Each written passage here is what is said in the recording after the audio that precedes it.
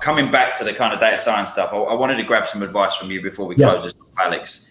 What advice would you give to an aspiring data scientist who is looking to kind of, and that's whether they're, a junior or maybe even someone with 10 years experience, someone that wants to become a leader?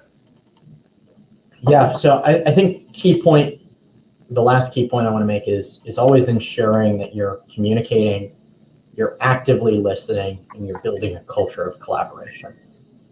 And so if you're communicating about the roadblocks that you have, about your ideas, about your thoughts, you're actively listening to your team members, to your associates' roadblocks and thoughts, and to your stakeholders' thoughts, and their ideas. And you're collaborating and building a collaboration environment all the way from the top of the CEO, all the way down to an associate data scientist or a sales representative. And you're listening and building that culture, it will lead to success 6, 12, 18 months from now and beyond. Yeah, absolutely. What you mentioned earlier about kind of always trying to skill up, always trying to focus and develop your new things, new skills. Are there any particular practices that you would advise an aspiring data scientist to follow? Yeah, so I think one of the core spots where a lot of aspiring data scientists can improve is their coding skills. And so a lot of boot camps, a lot of master's programs, you might get just a few hours of coding time. And so a big opportunity there, and there are a host of resources for somebody to refine and build those coding skills.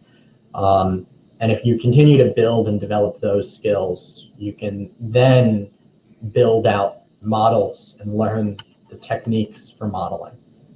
You can continue to learn.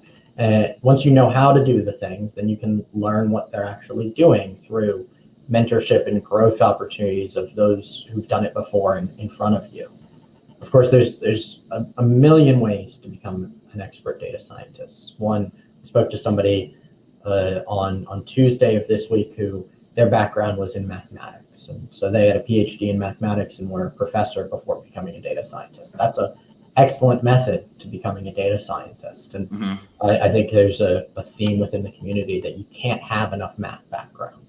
Yep. That's not the only way to become a data scientist. There's many careers within data today, and not all of them are on the cutting edge of building and designing, CNNs and various neural networks where you need to know all of the various techniques. There's never a harm to understanding that, but always focusing on those skills and building from the ground up will give you the opportunity to cultivate those as well. And there's a lot of ways to get there. And then I think just adding the fact that soft skills are super important in a market where right now there's so many available talent. To make yourself stand out, it's super important that you're able to actually communicate. So collaboration is key if you're able to communicate. You need those skills as well. So if there's any courses or anything you followed, Alex, or is it just something that come naturally to you? Lots of trial and error. Yeah. Is really the way that I learned that. I didn't go and take a course on, how to collaborate. Or anything like that. But I always wanted to make sure that, to be a good leader, you want to make sure that you're hearing everybody else out first. You want to make sure that everybody's ideas are heard. And then you want to work together towards a common goal.